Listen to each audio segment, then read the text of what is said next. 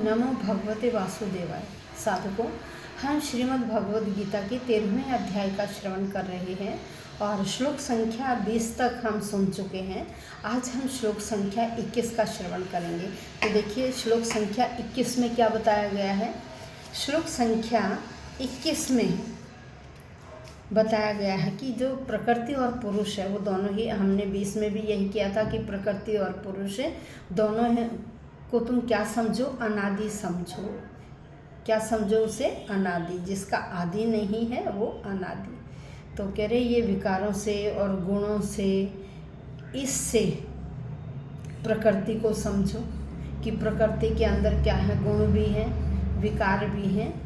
तो आज श्लोक संख्या 21 में भगवान हमें क्या बता रहे हैं कि जैसे हर कार्य का कारण, भाई हम देखिए सुख भी भोगते हैं, दुख भी भोगते हैं, तो उसका कारण इस शरीर को कहा जाता है।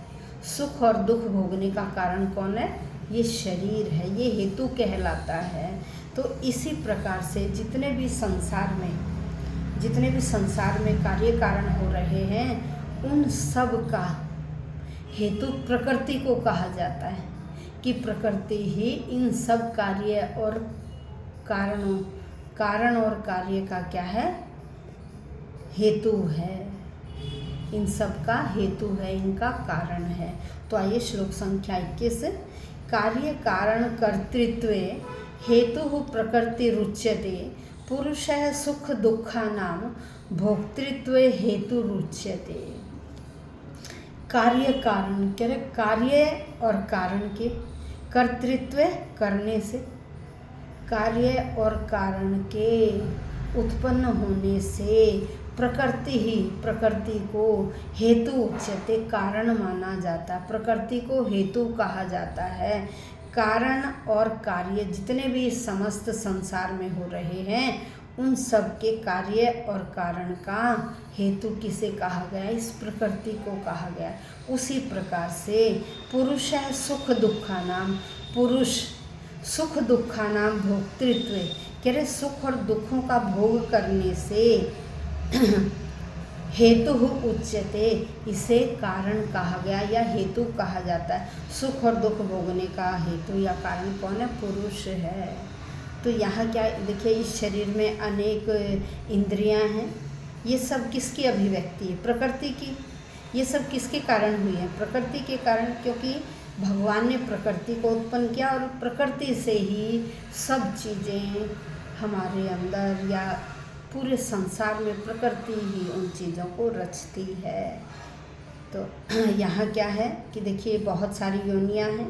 कहा जाता है कि 84 लाख योनियाँ हैं। अब प्रकृति, भगवान ने प्रकृति के माध्यम से हम सबको उत्पन्न किया। किसी को जानवर बना दिया, किसी को इंसान बना दिया। अब जानवर या इंसान, पशु पक्षी जो भी हमें बनाया, तो हम क्या करते हैं? उसी योनि के अनुसार कार्य करते हैं। भाई हम मनुष्य हैं तो मनुष्य क्या करता है? घर बनाता है, फिर अपने शादी के बाद अपने बच्चों को पढ़ाता है। पहले आप पढ़ता है, फिर बच्चों की जितनी जिम्मेदारियां उनको पूरा करता है। इस तरह से पूरा जीवन वह अपने घर गृहस्थी को संभालने में लगा रहता है और अंत में फिर इस संसार से विदा हो जाता है। तो ऐसे ही पक्षियों का भी कार्य क्या है? वो भी क्या करते हैं?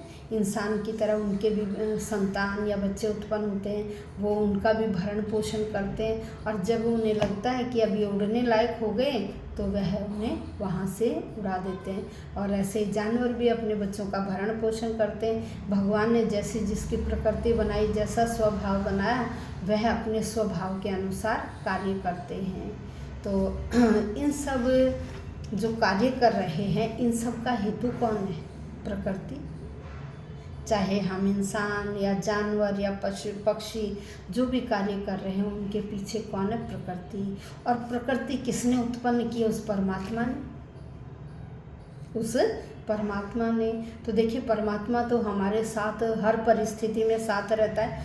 कोई भी ऐसी परिस्थिति नहीं होती कि भगवान हमारे साथ न हो।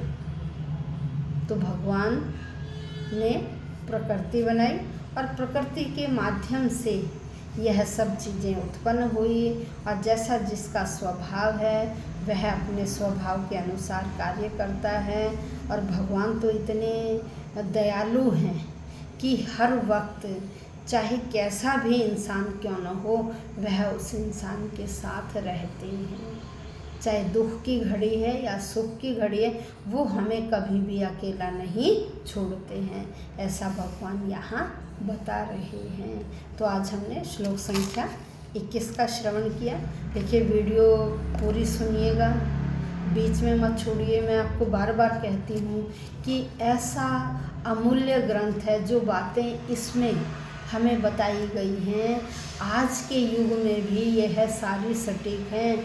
हमें एक से एक नीति की, हर तरह की, सामाजिक है, नैतिक है, सब प्रकार की शिक्षा हमें ग्रंथ देता है। इसलिए इसे पूरा सुनिए, अपने बड़े बूढ़ों को भी सुनाइए। ऐसा अद्वितीय ग्रंथ और कोई नहीं है। देखिए, बाहर वाले जो विदेशी हैं ना, वो भी लालायित रहते हैं कि हम श्रीमद् भगवद गीता सुने, और हमें तो ये सौभाग्य प्राप्त हुआ, तो हमें अवश्य सुनना चाहिए। अपने बड़े बूढ़ों को सुनाइए, बच्चों को भी इस ग्रंथ के बारे में बताइए। वीडियो पूरी सुनिए, लाइक कीजिए, शेयर कीजिए। यदि किसी ने सब्सक्राइब न किया हो तो सब्सक्राइब कीजिए। धन्यवाद।